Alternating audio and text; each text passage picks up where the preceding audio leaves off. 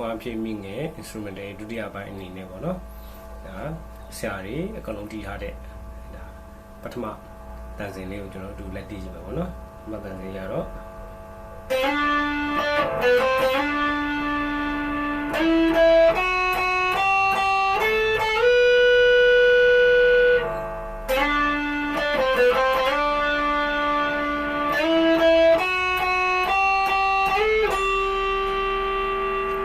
ဒါလေးပဲပေါ့နော်ဒါလေးကကြတော့ကျွန်တော်တို့ဒါ3ကျိုး5ခွက်မြောက်ကနေပြီးတော့မှ3ကျိုး5ခွက်နဲ့9ခွက်တွင်းပါပေါ့နော်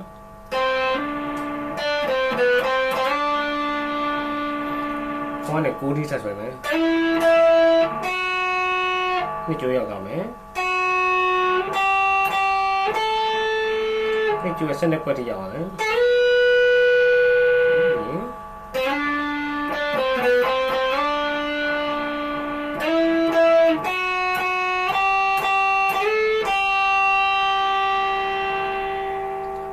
ဒါလေးပဲပေါ့နော်ဒါလေးကိုသူတို့နှစ်ကြောက်လောက်တီးထားတာပေါ့နော်ဒါဂီတာတီးတဲ့နဲ့music နဲ့ရောတီးရတာပေါ့နော်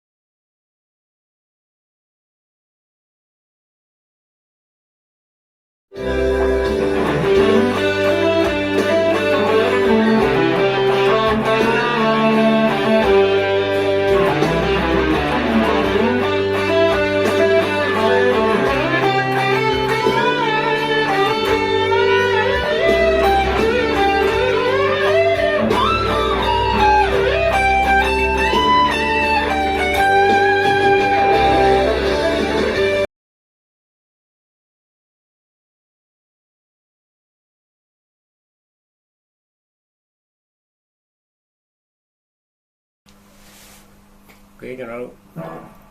ပထမဆုံးပိုက်မှာဆရာဇော်ရက်တီးထားတဲ့နေရာလေးကိုကျွန်တော်တို့လေ့လာပြီးတော့မှပညာယူကြည့်အောင်เนาะဆရာဇော်ရက်တီးထားတာကတော့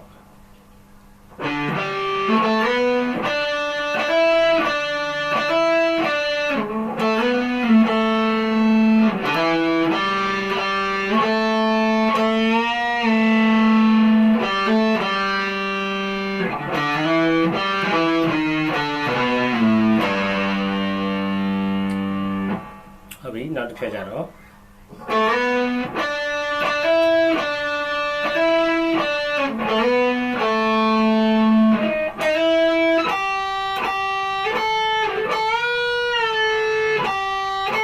တွန်းလိုက်မယ်ပြီးရင်ဒီကမှာ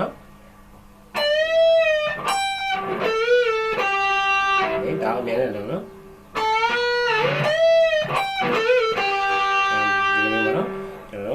15ခွက်ပေါ့နော်နှစ်ကျွေး15ခွက်လာတောင်းတာဖြစ်တယ်ပြီးရင်တစ်ကျိုးကလက်တန်းလေးနဲ့15ခွက်လာထောက်မယ်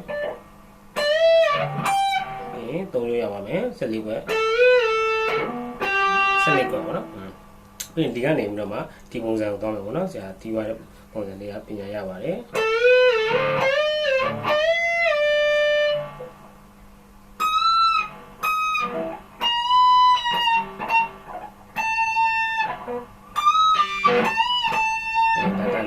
ဒီနားလေးမှာသူတီးသွားတဲ့ပုံစံလေးက3ကျိုးရဲ့3ကျိုးရဲ့14ခွက်တုံးပေါ့နော်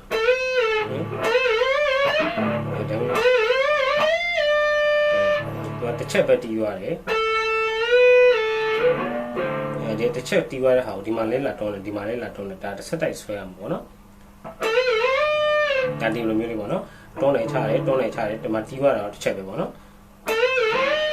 အဲ့မှာနောက်ဆုံးမှာမတစ်ချက်ပြန်တီးမယ်တော့လေးစားပေါ့နော်ဒါမျိုးလေးပေါ့နော်3ကျိုးရဲ့ကျွန်တော်တို့14ခွက်18ခွက်19ခွက်ပေါ့နော်14ခွက်18ခွက်19ခွက်ဒီ3ခွက်ကိုကျွန်တော်တို့ကနှစ်ချက်တီးပြီးတော့မှ3ချက်လောက်တော့ခုတက်ကနေပြန်သွားပါနော် sorry ဒါပြန်တီးပြမယ်ပြီးရင်22ခွက်ကိုသွားမယ်တစ်ကျိုးရဲ့နှစ်ကျိုးအတူတူပဲပေါ့နော်ပြီး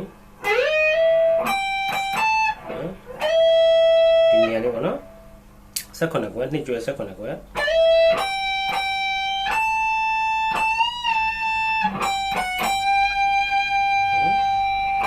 နောက်ဆုံးမှတစ်ကျွဲ15ကွယ်မှာဆုံးမှာပေါ့နော်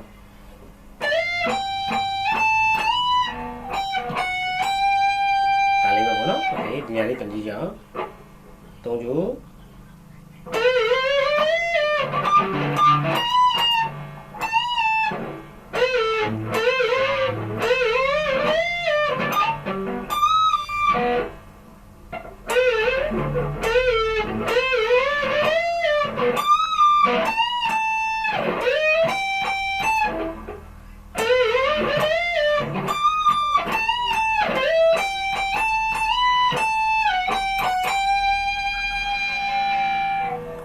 ဒါလေးပါပဲစင်ပြေကြ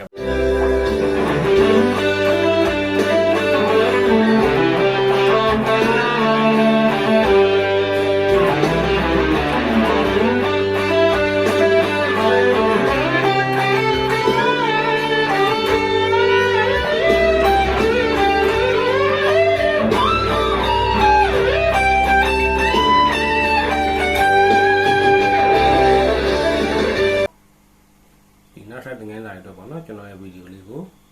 like and subscribe လေးလုပ်ပြီးတော့ကြဖို့လည်းတောင်းဆိုချင်ပါတယ်ဗျာ